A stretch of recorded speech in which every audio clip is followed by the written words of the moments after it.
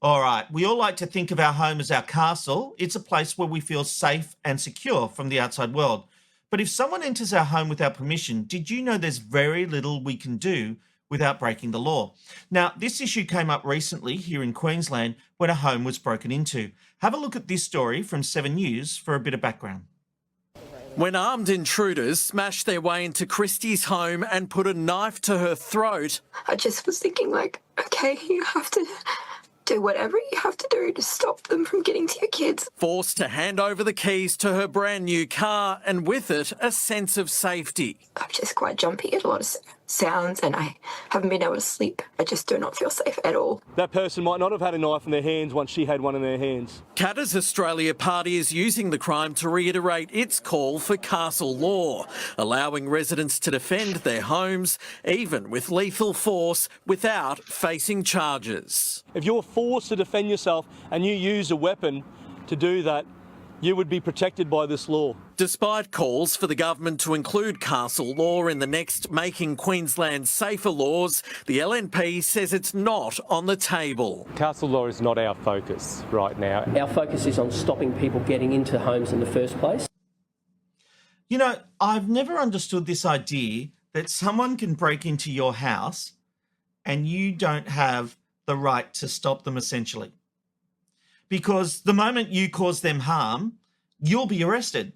You'll face the courts and possibly jail, especially if you hurt them a lot in self-defense. Now, you can argue it and a judge and a jury might find in your favor, but it's a very real risk that if someone broke into your home and you did a lot of damage and possibly killed them, you're facing a murder charge. And I just can't understand that. Your home is meant to be a safe place for you, your family, your kids, and the people inside it. And when someone breaks that trust of coming into your home, as far as I'm concerned, all bets are off.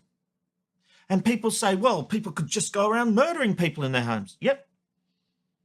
So, the fact is, if you put my kids at risk, then you should be at risk.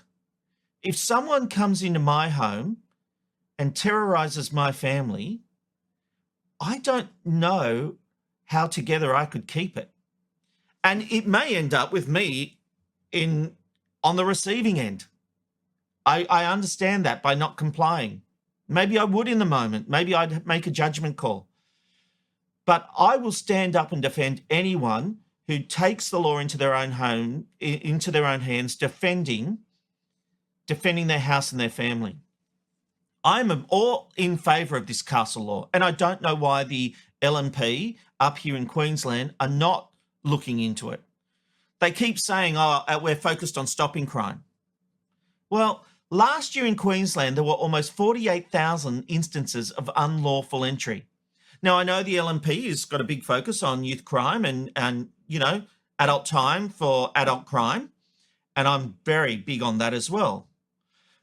But if you know that you enter someone's house and that person has the right to do whatever it takes to protect themselves, you might think twice before going into that home.